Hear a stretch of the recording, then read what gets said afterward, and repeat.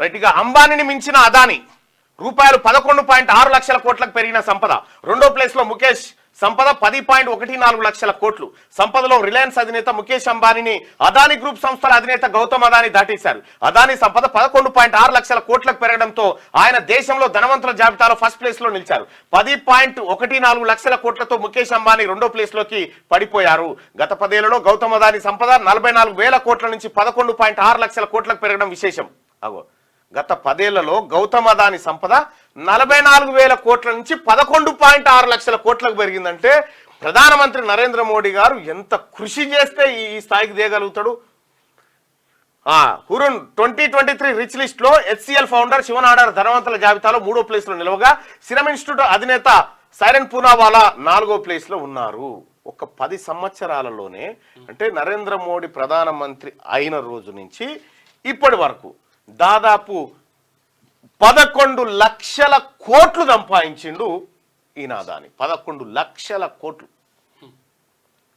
ఎంత సహకరించకపోతే 11,60,000 కోట్లు అంటే ఒక రకంగా 2 తెలంగాణ రాష్ట్రాలు ఉన్న అప్పుకు ఉంటది కదా, తెలంగాణ రాష్ట్రం ఉన్నది కదా, 2 సార్లు అప్పు కట్టేయచ్చు, అప్పు మొత్తం కట్టేయచ్చు వడ్డీతో సహా. ఇగో ఇది 2 సార్లు జియో కస్టమర్లకు 100 GB క్లౌడ్ స్టోరేజ్ ఫ్రీ ఇచ్చిరట. ఈ జియోది మీకు ఎరికే కదా, మోసమే అది. జియో కథ మీకు ఎరికే కదా. ఒకటి సర్కస్ ఆడిస్తుండట. సర్కస్ ఆడించుకుంటా పరదాలు కట్టిండు చుట్టూ. 50 రూపాయలు టికెట్ పెడితే ఎవడొస్తలేట. ఏమో ఎట్లా చేయాలరా ఎవడొస్తలే అంటే నేను చూసుకుంటా అని చెప్పి ఫ్రీ అని చెప్పినట. సర్కస్ ఫ్రీ అనగానే మంది అంతా వచ్చి నిలబడ్డారు. మంచిగా ఇక మంది అంతా నిండిపోగానే గేట్లు అన్ని మూసేసిరు. షో స్టార్ట్ అయింది. తాళాలు వేసేసిరు గేట్లకి. ఏంగానే ఆ సర్కస్ ఆడిచ్చేటోడు ఏం చేసిందంటే, అరే పులిని ఇడిచిపెడుతున్నా బయటికి పోవాలనుకుంటేనే 100 రూపాయలు కట్టిపోరి, 100 రూపాయలు కట్టి మీరు బయటికి పోరి, లేకపోతే మీ పని చేస్తుంది పులి అన్నదట.